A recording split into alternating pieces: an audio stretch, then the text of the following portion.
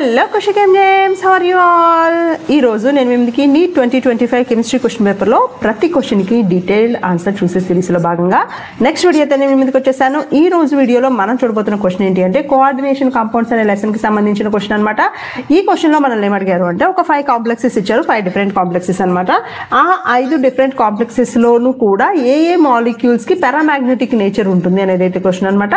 So paramagnetic nature అంటే ఏంటి చూద్దాము. అలాగే ఏదైనా ఒక కాంప్లెక్స్ ఇచ్చినప్పుడు దానికి సంబంధించిన మ్యాగ్నెటిక్ క్యారెక్టర్ ఎలా ఐడెంటిఫై చేద్దాము అనేది చూద్దాము. సో ఈ క్వశ్చన్ కి డీటెయిల్డ్ ఆన్సర్ చూసేదానికంటే ముందు ప్రీవియస్ వీడియోలో నేను మిమ్మల్ని అడిగిన క్వశ్చన్ అయితే ఒకసారి ఆన్సర్ చూసి తర్వాత ఈ క్వశ్చన్ కి సంబంధించిన డీటెయిల్డ్ వెరీ పర్ఫెక్ట్ ఆన్సర్ ఎలా చేయాలి అనేది అయితే చూసేద్దాం. ఇంతకు ముందు వీడియోలో నేను మిమ్మల్ని అడిగిన క్వశ్చన్ అయితే ఇది అనమాట. The best electricity conductor among the metals అంటే మెటల్స్ అన్ని కూడా మనకు తెలుసు జనరల్ గా highly best conductors of heat and electricity అని మనం ఆల్రెడీ చాలా సార్లు చిన్నప్పటి నుంచి నేర్చుకుంటున్నాం. అయితే అన్ని మెటల్స్ లో కంటే కూడా బెస్ట్ కండక్టింగ్ మెటర్ ఏది అనేది అయితే నేను అడిగిన క్వశ్చన్ అనమాట. ఈ క్వశ్చన్ కి సంబంధించి నేను మీకు 4 ఆప్షన్స్ ఇచ్చాను. ఆ 4 ఆప్షన్స్ ఒకసారి చూసి రైట్ ఆన్సర్ ఏంటో చూద్దాము. 4 ఆప్షన్స్ లో first the copper, zinc, silver and aluminium అనమాట. ఈ 4గింటిలో కూడా బెస్ట్ కండక్టింగ్ మెటల్ ఏది అంటే సిల్వర్. సో అన్నింటికంటే బెస్ట్ కండక్టింగ్ మెటల్ సిల్వర్ అనమాట. అయితే మనం ఇంట్లో వైరింగ్ చేసినప్పుడు, ఇంట్లో కండక్టివిటీ ఎలక్ట్రిసిటీ వైరింగ్ చేసినప్పుడు మనము సిల్వర్ని అయితే యూజ్ చేయము, కాపర్ని యూజ్ చేస్తాం. మరి ఎందుకు కాపర్ని యూజ్ చేస్తాము? బెస్ట్ కండక్టింగ్ మెటల్ సిల్వర్ అయినప్పుడు సిల్వర్ని ఎందుకు యూజ్ చేయట్లేదు అంటే సిల్వర్ అనేది మనకి చాలా ఎక్స్పెన్సివ్, చాలా కాస్ట్లీ అనమాట. సో దాన్ని మనం ఇంట్లో వైరింగ్కి యూజ్ చేయలేము కాబట్టి for all the cost purposes అలాగే హ్యాండ్లింగ్ ఛార్జెస్ చాలా ఎక్కువ ఉంటాయి కాబట్టి దానికంటే కూడా మనము కాపర్ని నెక్స్ట్ బెస్ట్ థింగ్ కాపర్ కాబట్టి కాపర్ని యూజ్ చేస్తున్నాం అనమాట. ఓకేనా?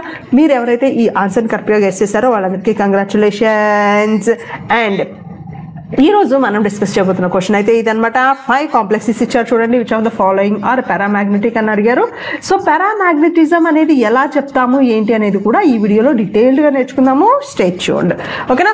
సో ఇక్కడ మనకి 5 కాంప్లెక్సెస్ ఇచ్చారు. 5 కాంప్లెక్సెస్ లోనూ కూడా మనకి సెంట్రల్ మెటల్ ఆటమ్ అనేది నికెలే ఇచ్చారు. సో మనం ఇది గమనించుకోవాలి. ఎందుకంటే కొన్నిసార్లు ఇలాంటి క్వశ్చన్స్ అడిగినప్పుడు డిఫరెంట్ మెటల్స్ ఇస్తారు. డిఫరెంట్ మెటల్స్ ఇచ్చినప్పుడు వాటి ఆక్సిడేషన్ స్టేట్ ని బట్టి ఆర్ వాటి వ్యాలెన్సీలో ఉన్న నంబర్ ఆఫ్ ఎలక్ట్రాన్స్ ని బట్టి కూడా మనము మ్యాగ్నెటిక్ నేచర్ చెప్తాము. అలాగే వీటన్నిటికంటే మోస్ట్ ఇన్ఫ్లుయెన్సింగ్ ఏంటి అంటే మ్యాగ్నెటిక్ నేచర్ కి లైగెండ్స్ అనమాట. ఏది strong ligand, strong field ligand, week field ligand అనే దాన్ని బట్టి ఎలక్ట్రాన్స్ పేరప్ అవుతాయా లేదా అనేది కూడా డిసైడ్ అయి ఉంటుంది. సో మనం అన్ని ఫ్యాక్టర్స్ ని కన్సిడర్ చేయాల్సి ఉంటుంది అనమాట. ఓకేనా? సో ఇక్కడ ఈ ఇచ్చిన 5 కాంప్లెక్సెస్ లోనూ మనకి సెంట్రల్ మెటల్ ఆటమ్ నికెలే ఉండడం వల్ల నికెల్ కి సంబంధించిన ఆక్సిడేషన్ స్టేట్ ని మనం క్యాలిక్యులేట్ చేసుకోవాల్సి ఉంటుంది. అలాగే లైగెండ్ క్యారెక్టర్ స్ట్రాంగ్ ఫీల్డ్ లైగెండా వీక్ ఫీల్డ్ లైగెండా అనేది చూసుకోవాల్సి ఉంటుంది.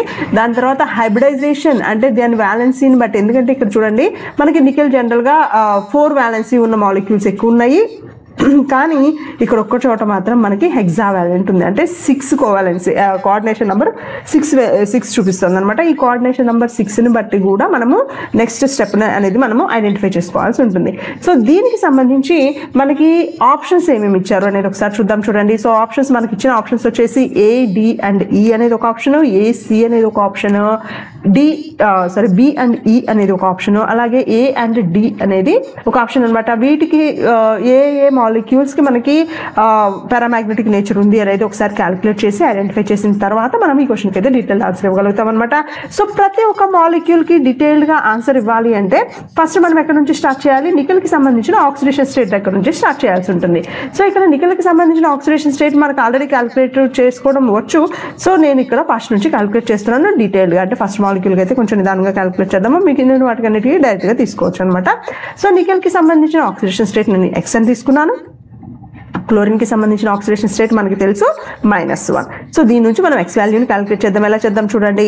నికెల్ ఎన్ని నికెల్స్ ఉన్నాయి? సెంట్రల్ మెటల్ ఆటమ్స్ ఒకటే ఉంది కాబట్టి X ప్లస్ క్లోరిన్స్ ఎన్ని క్లోరిన్స్ ఉన్నాయి? 4 క్లోరిన్స్ ఉన్నాయి. నాకు 4 ఇంటూ ఒక్కొక్క క్లోరిన్ మీద -1 ఛార్జ్ ఉంది అంటే -1 ఈక్వల్ టు దేనికి ఈక్వల్ అవుతాయి అంటే ఇవి -2కి ఈక్వల్ అవ్వాలి.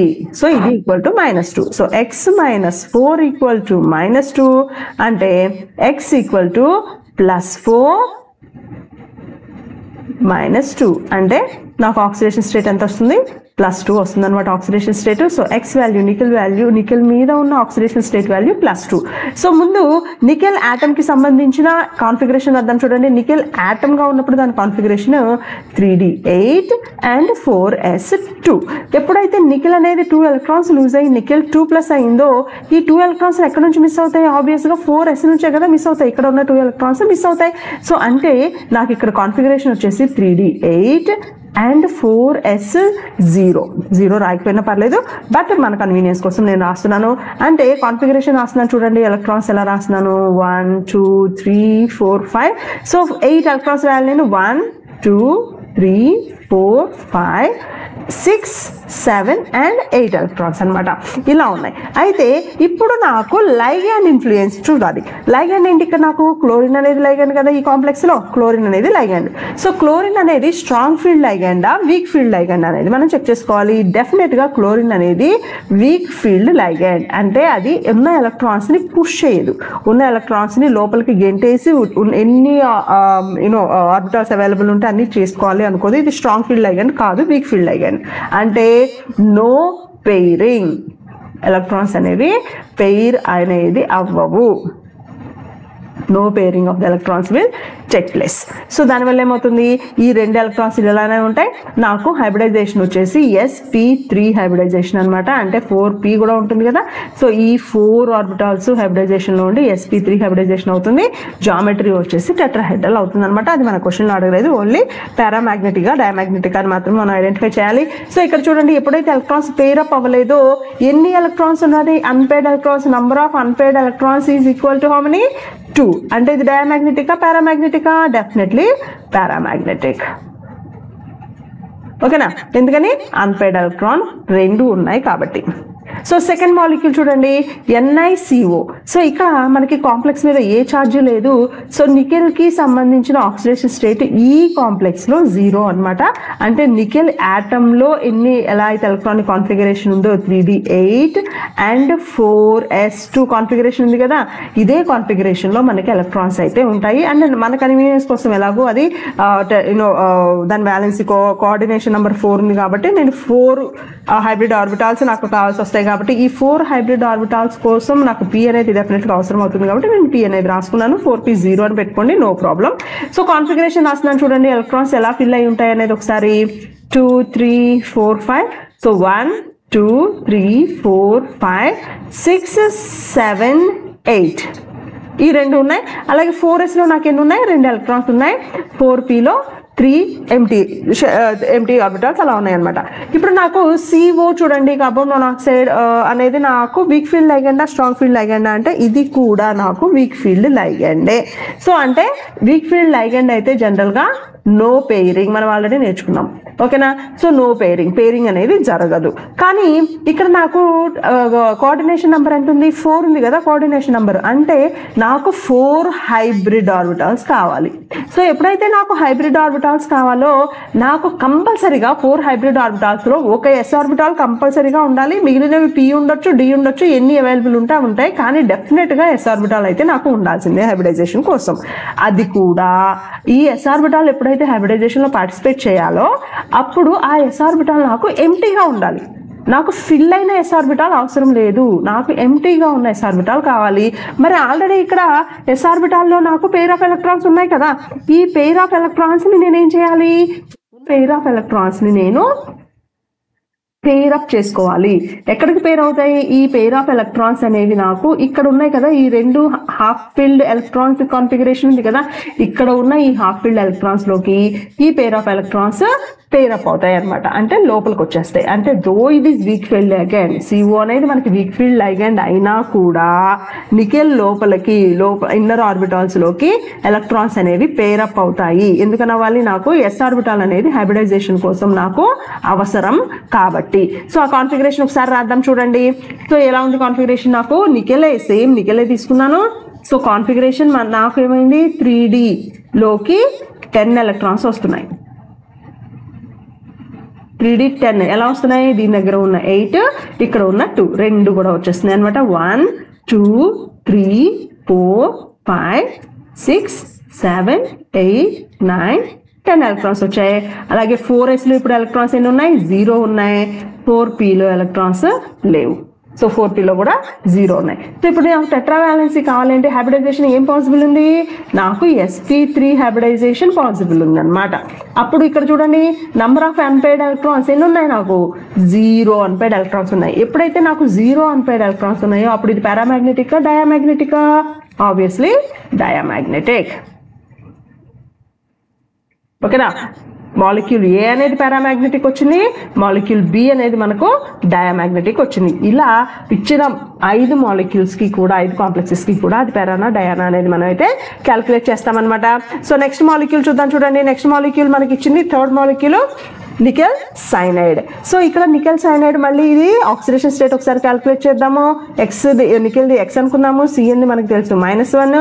చూసుకుంటే నికెల్కి సంబంధించిన ఆక్సిడేషన్ స్టేట్ 2+ వస్తుంది. ఇక్కడ కూడా ఎలా క్యాలిక్యులేట్ చేయాలి అనేది మీకు ఆల్రెడీ తెలుసు, ఒకసారి క్యాలిక్యులేట్ చేసేసుకోండి.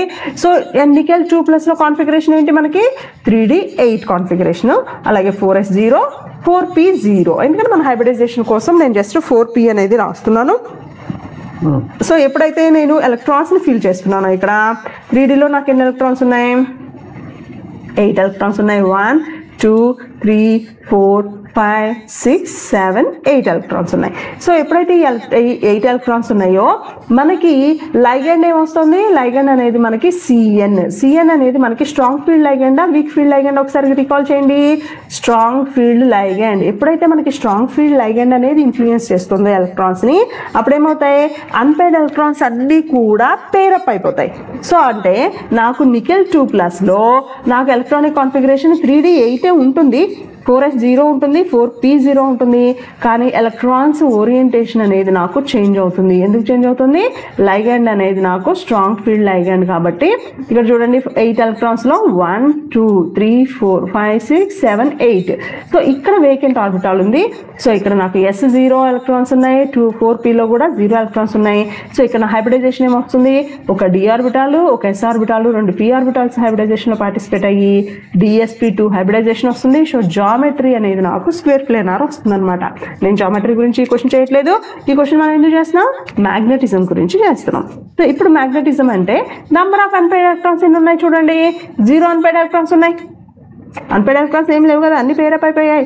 So number of unpaired electrons 0 కాబట్టి ఇది నాకు డయామాగ్నెటిక్ అవుతుంది. ఓకేనా? అలాగే ఫోర్త్ మాలిక్యూల్ కూడా నికెల్ కి సంబంధించి H2O కాంప్లెక్స్ అనమాట. ఇది మనకి octahedral complex. So with oxidation state +2. మనకి తెలుసు వాటర్ కి ఆక్సిడేషన్ స్టేట్ అనేది 0. సో నికెల్ కి సంబంధించిన ఆక్సిడేషన్ స్టేట్ ఎంత అవుతుంది? +2 అవుతుంది. సో నికెల్ 2+ అనేది మనకి same 3d8 4s0 4p0. So 3d8లో ఎలక్ట్రాన్స్ మళ్ళీ same 1 2 3 4 5 6 7 8 4s and 4p. So ఇప్పుడు మనకి సిఎన్ అంటే స్ట్రాంగ్ ఫీల్డ్ లైగండ్ కాబట్టి పేరప్ అయింది. కానీ వాటర్ అనేది మనకి H2O అనేది మనకి ఏమవుతుంది? Week field ligand. ఎప్పుడైతే ఇది week field ligand electrons pair up అవ్వవు. కానీ నాకు టెట్రా వ్యాలెన్సీ ఇక్కడ ఎంత ఉంది? నాకు వ్యాలెన్సీ అనేది కోఆర్డినేషన్ నంబర్ అనేది 6 ఉంది. కాబట్టి ఒకవేళ ఈ ఎలక్ట్రాన్ పేర్ అయినా కూడా ఇక్కడ ఒక d ఆర్బిటాల్ అవైలబుల్, నాకు 6 హైబ్రిడ్ ఆర్బిటాల్స్ కావాలి. సో అప్పుడు నాకు 1 2 3 4 5 ఆర్బిటాల్స్ నేను యూస్ చేసుకోగలను. సో ఈ ఎలక్ట్రాన్స్ అనేది నాకు బాండింగ్ లో పార్టిసిపేట్ చేయవు. సో నా హైబ్రిడైజేషన్ ఏమొస్తుంది?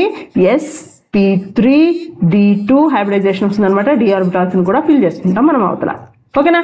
సో అంటే ఇక్కడ ఎన్ని అన్పైర్డ్ ఎలక్ట్రాన్స్ అవైలబుల్ ఉన్నాయి? Number of unpaired electrons available will be equal to 2. అంటే ఇది పారామాగ్నెటిక్. సో ఇప్పటి వరకు మనం చేసిన క్వశ్చన్స్ లో, ఇప్పటి వరకు మనం క్యాలిక్యులేట్ చేసిన దానిలో option A and option D are being paramagnetic. ఓకేనా? సో నెక్స్ట్ ఈ మాలిక్యూల్ కూడా ఉంది కదా, ఈ మాలిక్యూల్ కూడా ఇది డయామాగ్నెటికా పారామాగ్నెటికా అనేది ఒకసారి చూద్దాము. సో ఇప్పుడు PPH3 4 టైమ్స్ కనుక ఇది చూస్తే మనము నికెల్ మనకి ఆక్సిడేషన్ స్టేట్ 0 అంటే నాకు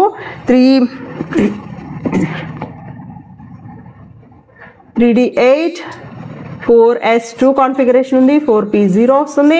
సో ఇలా మనం కాన్ఫిగరేషన్ తీసుకున్నప్పుడు దీనికి కూడా ఆక్సిడేషన్ స్టేట్ అనేది నాకు 0నే. అంటే దీనిలో నెంబర్ ఆఫ్ ఎలక్ట్రాన్స్ ఏం మిస్ అవ్వలేదు. 1 2 3 4 5 6 7 8. సో 4sలో నాకు 2 ఎలక్ట్రాన్స్ ఉన్నాయి, 4pలో ఏమీ ఎలక్ట్రాన్స్ లేవు. కానీ దీని వ్యాలెన్స్ ఎంత, కోఆర్డినేషన్ నెంబర్ ఎంత, 4 కోఆర్డినేషన్ నెంబర్ ఉండాలంటే నాకు s కంపల్సరీగా ఉండాలి, అంటే నాకు sp3 హైబ్రిడైజేషన్ ఉండాలి. సో ఈ sp3 హైబ్రిడైజేషన్ కోసం మళ్ళీ ఏమవ్వాలి, ఇందాక మనం లైక్ సెకండ్ బి మాలిక్యూల్కి చూసాం కదా, సేమ్ అలాగా ఈ ఎలక్ట్రాన్స్ అనేవి ఎస్లో ఉన్న ఎలక్ట్రాన్స్ అనేవి ఇక్కడికి పేరప్ అయిపోతాయి. అంటే మనకేమవుతాయి, 10 ఎలక్ట్రాన్స్ నాకు 3Dలోకి వచ్చేస్తాయి. 1 2 3 4 5 6 7 8 9 10 ఎలక్ట్రాన్స్ వచ్చేస్తాయి. 4sలో 0 ఉంటాయి, 4pలో 0 ఉంటాయి. అప్పుడు మనకి హైబ్రిడైజేషన్ sp3 హైబ్రిడైజేషన్ అవుతుంది. సో ఇక్కడ నాకు నంబర్ ఆఫ్ అన్పేర్డ్ ఎలక్ట్రాన్స్ 0, అంటే ఇది నాకు డయామాగ్నెటిక్ ఇన్ నేచర్. ఓకేనా. సో ఇచ్చిన 5 కాంప్లెక్సెస్లో నాకు డైరెక్ట్గా పారామాగ్నెటిక్ క్యారెక్టరిస్టిక్స్ ఏమేమి చూపిస్తున్నాయి, ఆప్షన్ నెంబర్ ఏ అంటే క్లోరైడ్ చూపిస్తుంది, అలాగే వాటర్ మాలిక్యూల్ ఉన్న ఆక్టాహెడ్రల్ కాంప్లెక్స్ అనేది చూపిస్తుంది. ఈ 2 మాత్రమే నాకు పారామాగ్నెటిక్, ఇవి 3 కూడా అన్ని అన్పేర్డ్ ఎలక్ట్రాన్స్ 0 ఉన్నాయి. సో నాకు రైట్ ఆన్సర్ వచ్చేసి ఆప్షన్ నెంబర్ 4 అనేది నాకు రైట్ ఆన్సర్ అవుతుంది అనమాట. ఓకేనా. సో ఈ వీడియో నేను చాలా డీటెయిల్గా అయితే ఎక్స్ప్లెయిన్ చేశాను. ఎవరికైతే చిన్న కన్ఫ్యూజన్ ఉందో మళ్ళీ ఇంకొకసారి వినండి, నో ప్రాబ్లం. సో ఇలాంటివి మీరు చూసి నేర్చుకుంటారని నేను చాలా స్లోగా అయితే ఈ వీడియో అయితే చేశాను అనమాట. ఈ వీడియో ఎండ్లో నేను మిమ్మల్ని అడగబోతున్న నెక్స్ట్ క్వశ్చన్ ఏంటి అంటే, best electricity conductor among the non metals. ఉన్న నాన్ మెటల్స్ అన్నింటిలోకి కూడా బెస్ట్ ఎలక్ట్రిసిటీ కండక్టర్ ఏది అనేది అయితే క్వశ్చన్ అనమాట. ఈ క్వశ్చన్కి సంబంధించి నేను మీకు ఇస్తున్న ఆప్షన్స్ అయితే, first 1 diamond, 2 graphite, 3 fullerenes and 4ది నానో ట్యూబ్స్. సో ఏదైతే రైట్ ఆన్సర్ అనుకుంటున్నారో దాన్ని తప్పకుండా కామెంట్స్ రూపంలో అయితే తెలియచేయండి. I see you all with another informative and interesting video. Keep watching Khushi cam. Bye.